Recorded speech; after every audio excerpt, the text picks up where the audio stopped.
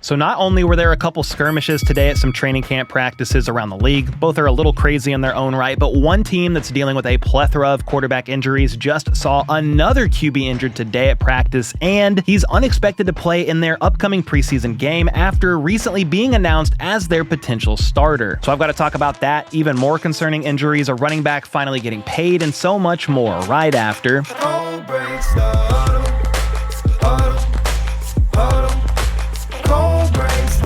Alright, first up, after returning to practice yesterday and things seeming like they were trending in a positive direction, it was announced today that the Bills and James Cook have agreed to a new contract extension. It's a 4-year, $48 million deal with $30 million of it being guaranteed. So yeah, it wasn't the $15 million a year that Cook initially wanted, but $12 million a year places him as the 6th highest paid running back in the league alongside Josh Jacobs. And maybe more importantly, it puts him above Quinnen Williams, who was the most recent back to sign before Cook did. I do think the deal between Quinnen Williams and the Rams gave Buffalo some leverage in negotiations, probably saying something like, hey man, $15 million a year is too high considering Quinnen Williams just got 11. How about let's make it 12 and we call it a day? In spite of that, him making 12 rather than the 15 he wanted, some are still saying this is an overpay because Cook played just under half of Buffalo snaps last season, as he isn't the greatest pass blocker in the world, whereas Quinnen Williams played nearly 82% of the Rams' offensive snaps because he can do just about everything. Still though, Cook might have played just 48% of the team's snaps, but he still had 16 touchdowns, is a very solid pass catcher out of the backfield, and has gone over 1,000 yards in back-to-back seasons. And at the end of the day, I think this deal could look very friendly in 1, maybe 2 years as the running back market continues to rebound a little bit. I think it's a win-win for both sides. Cook gets a bag and the Bills retain one of their top weapons on offense without completely breaking the bank. They've already spent a lot of money on extending some of their core players this offseason. Just look at this. Josh Allen, James Cook, Christian Benford, Gregory Rousseau, Terrell Bernard, and Khalil Shakir all got extensions of 4 or more years. In total, this offseason alone, they've committed over $630 million in future contracts. Not all of that is guaranteed, and a big chunk of that obviously comes from Josh Allen's $330 million deal, so they're clearly going for it and trying to win now, as they should. They have one of the best quarterbacks in the league in the middle of his prime, and he just won league MVP last year. And then before we get to some injury news from around the league, Michael Penix was out there instigating some extracurricular activity today at Falcons and Titans joint practice. There was some trash talking going on throughout the session, which isn't anything shocking for an NFL training camp practice between two teams. Penix, though, said he heard a little chatter, so he responded with some chatter of his own after connecting on a deep ball to Ray McCloud. The celebration after the play, I guess, didn't sit well with some Titans players, and they got up in his face. From there, things escalated quickly as Penix's teammates came to his defense. The scene was described as a melee by reporters in attendance, with Penix being caught right in the middle of it. We don't know exactly what was said, but after practice, Penix said that the Titans had a lot of words throughout practice, so he gave them his words, and it just went a little too far. At the end of the day, nobody was injured, and honestly, I think Penix is just lucky that Mike Vrabel doesn't coach for the Titans anymore. Otherwise, he would have come out of nowhere with a Goldberg spear. In all seriousness, Penix didn't remember exactly all that was said out there, but he did say that when disrespect comes in, this isn't football no more. So it's just a respect level. We can talk trash. We can talk all we want. I'll never call you out your name. I don't want you to call me out my name. And if it do, we should respond the right way and not whatever that was out there. All in all, this is basically a nothing burger. I feel like fights, quote unquote fights, happen at nearly every joint practice. So while I don't think this is a big deal, my respect for Penix did go up even more, and several of his teammates were juiced up about it as well. A little competitive fire never hurt nobody, and they will definitely be rallying behind that. And before I move on to a rather serious injury and we kind of go from there, I did want to talk about a little bit of a skirmish that broke out today at the Bengals practice because rookie defensive end Shedeur Sanders bumped into Joe Burrow during a play at practice. You can't see the result of the play at the end of it, but you can see the exact play where Shedeur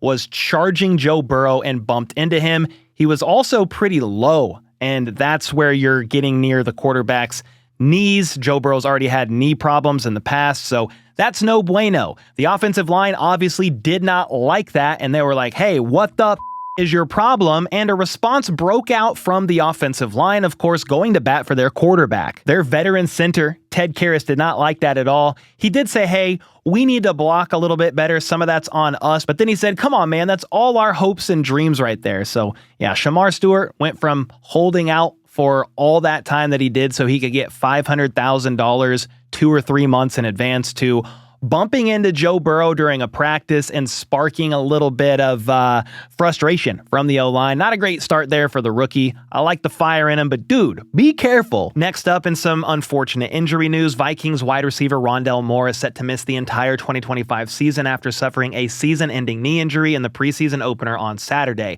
He was carted off the field early in the first quarter and had a towel over his head as he was being taken off, so it definitely didn't look good. And yesterday, we got confirmation that it is indeed a season-ending injury to his knee, and the team placed him on IR today, although we still don't have specifics on the exact type of knee injury.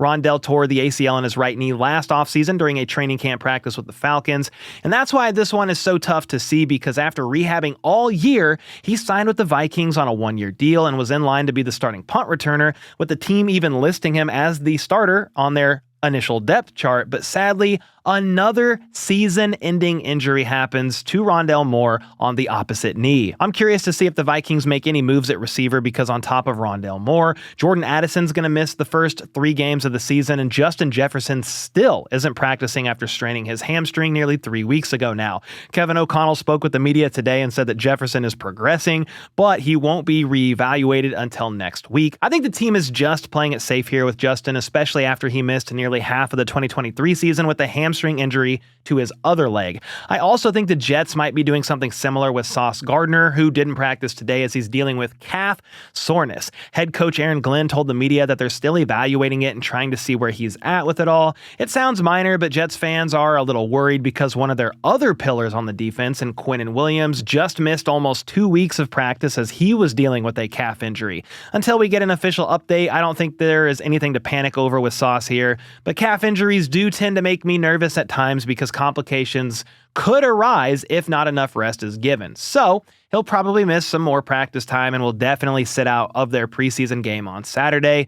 But similar to Quinnen Williams, his absence in theory is just precautionary more than anything else, as they don't want to risk further injuring the guy they just made the highest paid corner in NFL history a few weeks ago. An injury that did concern me though was with Dolphins edge rusher Chop Robinson, at least initially, because Chop was reportedly carted off the field after getting injured on a play during Miami's joint practice with the Lions.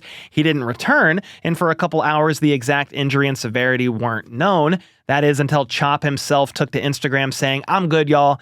Nothing serious." Dolphins fans know what it's like to lose a star pass rusher to serious injury, but thankfully they can breathe a sigh of relief with this one. In 2023, Jalen Phillips tore his Achilles, then returned last year but tore his ACL in week 4. Bradley Chubb, meanwhile, tore his ACL in week 17 of the 2023 season and missed all of last year recovering from it. And this offseason was the first time that the pass rush trio has actually taken snaps together on the practice field, so hopefully Chop can get back out there sooner rather than later. Miami took him 21st overall in 2024, and he had 6 sacks in his rookie season, but he figured to be an even bigger part of the defense this year. Another defender that's a little banged up is Buck safety Antoine Winfield Jr. He missed practice today with what Todd Bowles called a lower leg issue, but didn't say if Winfield would miss more time because of it. Ian Rappaport then shared that it doesn't seem like it's anything that would keep him from playing in week 1, and as a vet heading into his 6th season in the league, that's really the focus at the end of the day. That goes for any team. Just get healthy and we'll see you out there for the opener.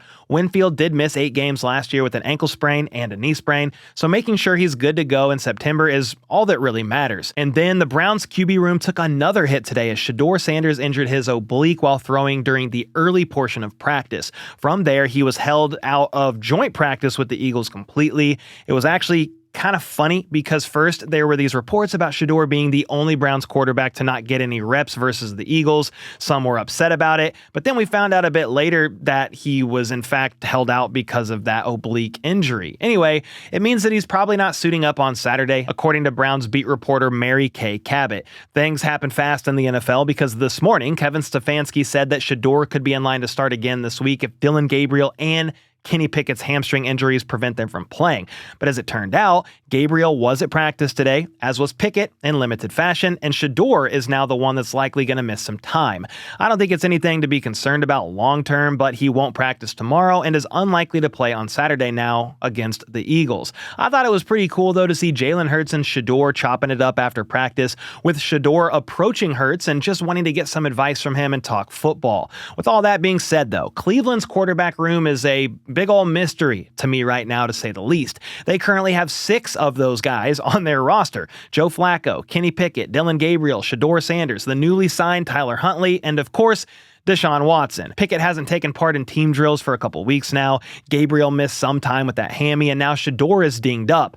My question is, of all these guys, who the heck is going to make this final 53-man roster? Let's take Deshaun out of the equation because he's probably not playing at all this year, and nobody is trading for that god-awful contract. That still leaves you with 5 quarterbacks, when last year the Browns opted to keep 3 on their initial 53-man roster. So which 2 are out? From everything we've heard so far, it sounds like Joe Flacco is the most likely to be Week 1 starter.